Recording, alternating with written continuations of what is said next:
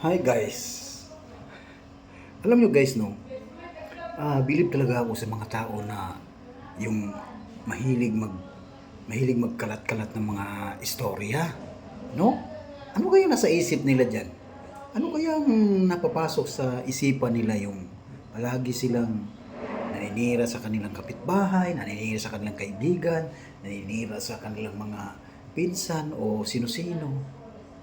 Ano kayang nasa isip nila, ano kaya nasa puso nila pag once nakagawa sila ng ganyan sa kanilang kapwa?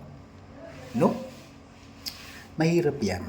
Alam mo kasi ano, pag once na ganyan ang ugali mo, ang bait-bait mo pag nasa harapan ka. Tapos pagtalikod ng isa, bigla mo na lang bigla mo na lang bigla mo na lang siyang sisiraan.